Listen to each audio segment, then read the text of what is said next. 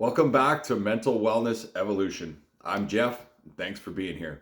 This is part 6 in my 10-part series entitled The Top 10 Lessons I've Learned on My Healing and Wellness Journey, okay? And number 6 is the importance of exercise and diet, okay?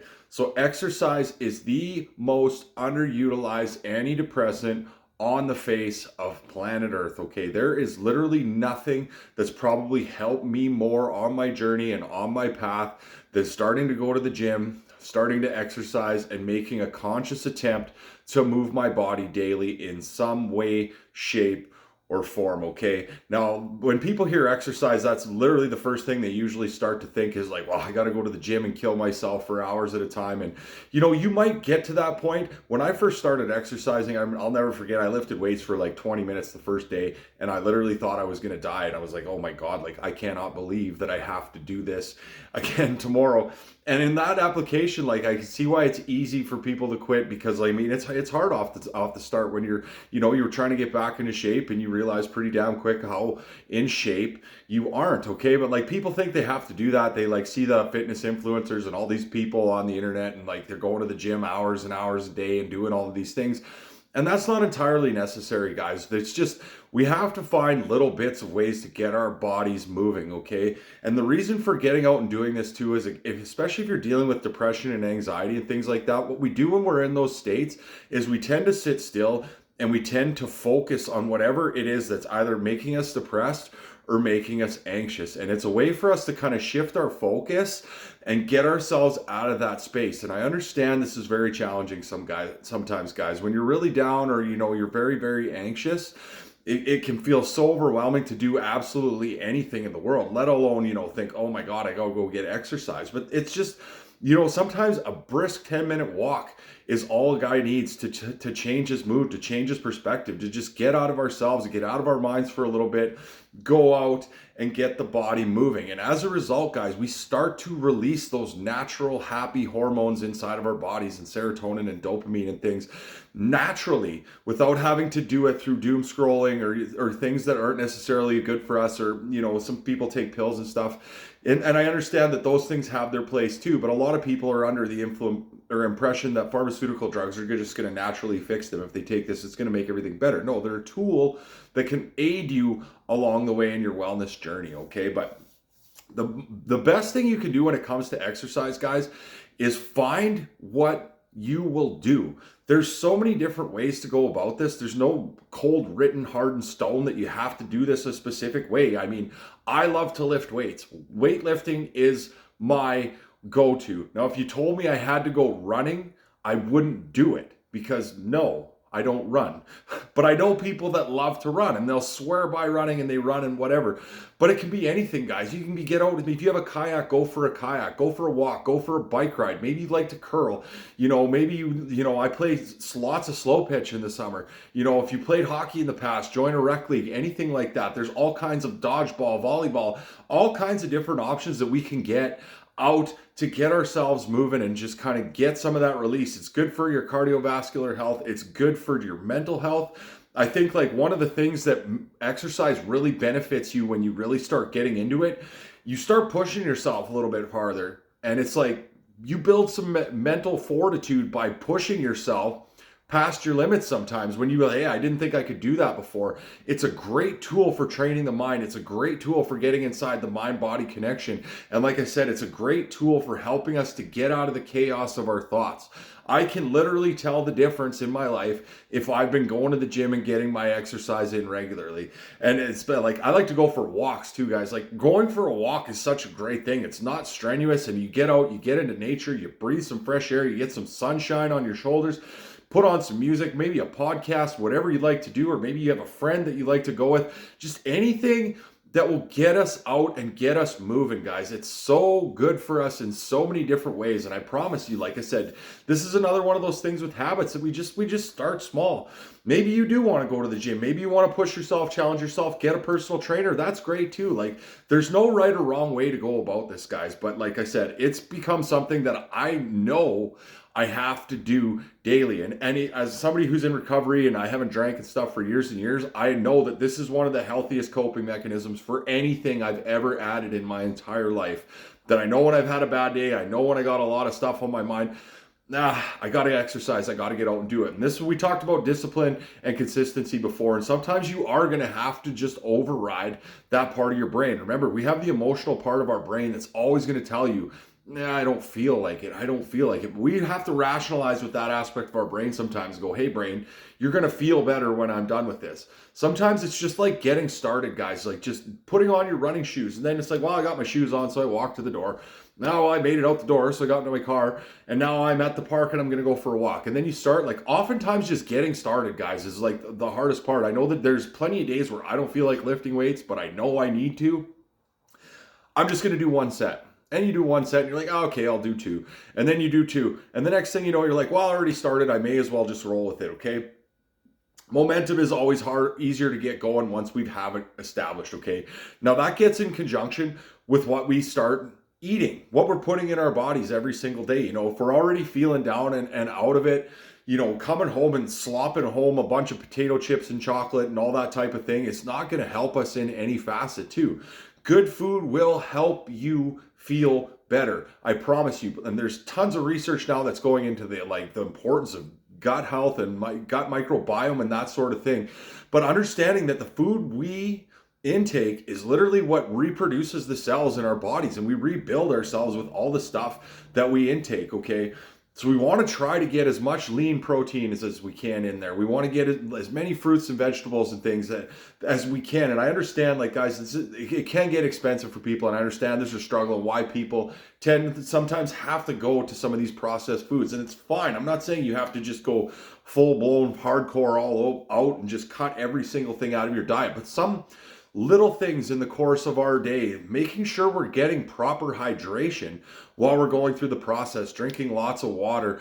And I said, eating nourishing food. And you'll find that you eat a lot less when, you know, you're eating food that's satiating, that's good for you. You know, like I can go to McDonald's and get a double Big Mac that's 650 calories, or I can eat 2 entire chicken breasts and a whole plate of vegetables for about the same. It starts to you start to realize how much this processed stuff adds up on us. And I mean, it hits our waistline too. And as you eat better and you exercise, guys, you start getting into better shape. I promise you're going to start to feel better about yourself. I was extremely overweight when I started my weight loss journey. I was up over 300 pounds. And I'm down to about 205 pounds now. And I can tell you unequivocally, I feel better in every single facet of my life. Your clothes start fitting better. You know, you start having more energy. You start waking up ready to go. It's just a byproduct of all of these things. And when we work diet and exercise kind of in conjunction, we're going to see good results in our lives, not only in our physical body, our mental health, and everything else in between. And it starts, like I said, it's small changes, guys. You don't have to do a complete overhaul of your diet right away. It's like, where can I make little sustainable changes? If the goal is to eat healthy all the time, we can take steps. Now, if you want to overhaul it, you can, absolutely. I'm not discouraging people from going that, shop the outsides of the aisles, you know, of the grocery store and get all that, you know, the vegetables and fruits and those types of things. If you want to do that, it's cool. But you can start finding little things that you can kind of replace. Like maybe instead of, you know, a big plate of pasta, you have a salad one night, and you do that 2 or 3 times a week. And you just start doing the little things, making little changes. Like I'm a chocolate guy. I like to eat chocolate. I find protein bars that are good. You know, I know some of them aren't the greatest, but hey, it's a better alternative than something that's entirely full of sugar. Watching your sugar intake is a big one, guys.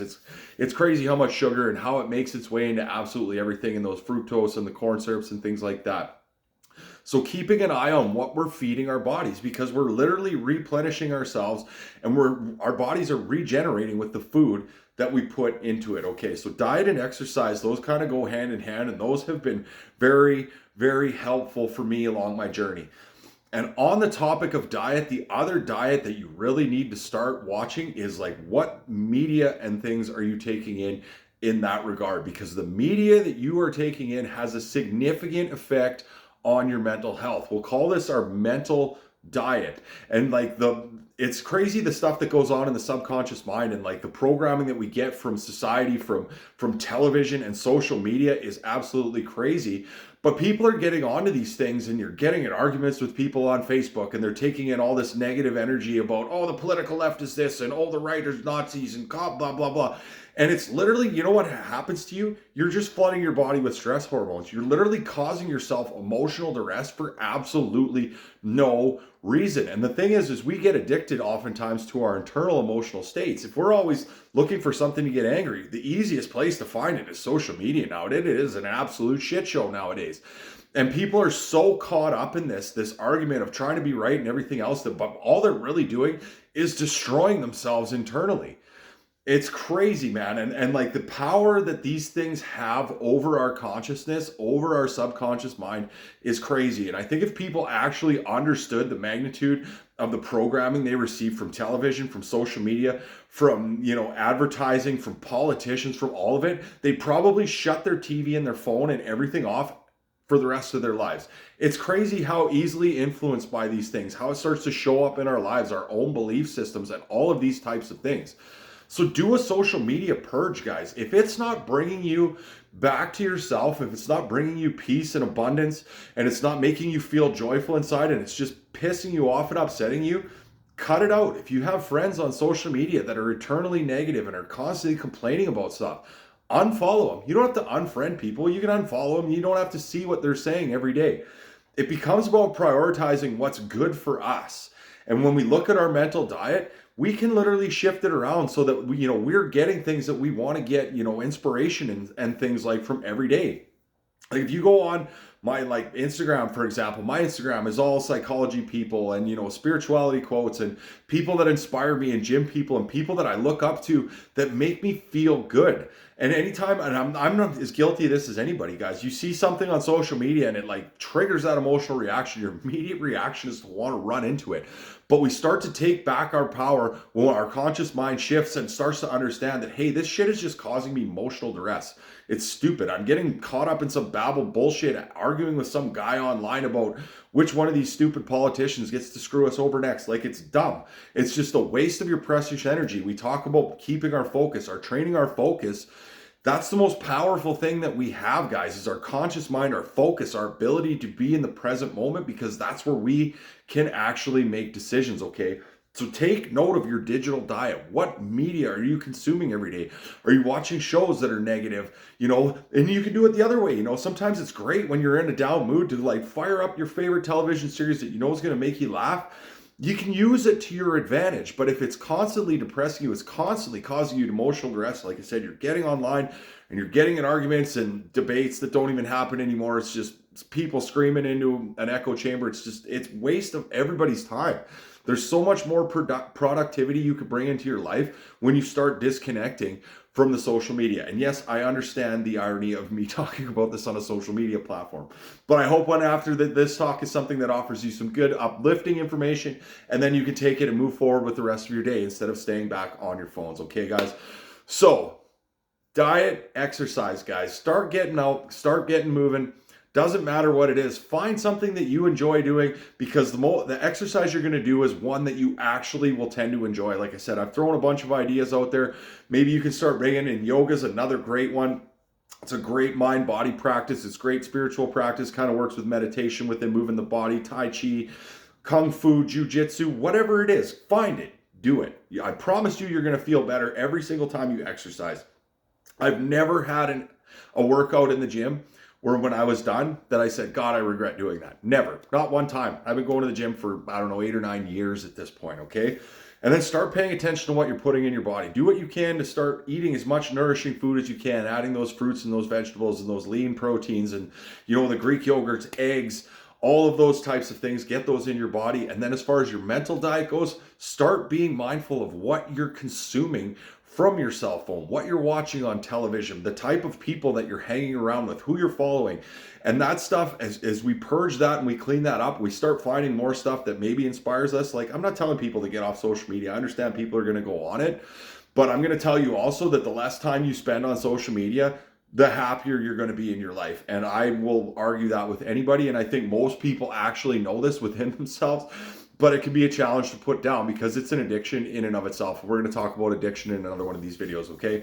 But episode number 6, lesson number 6, the importance of exercise and diet, okay? So hopefully you guys are finding these videos useful. This was, what I said, talk number 6. So if you're in need of some guidance, some assistance as you try to change your diet, maybe you need exercise tips or routines, I coach that type of stuff. You can get at me at Re-Mind Yourself. I'm on Facebook and Google, and you can get at me on Remind Yourself Coach on Instagram and Re_Mind Yourself Coach on TikTok, okay? So thanks again for watching, guys. This is the end of number 6, so we'll see you all tomorrow night for episode number 7. Have a great night.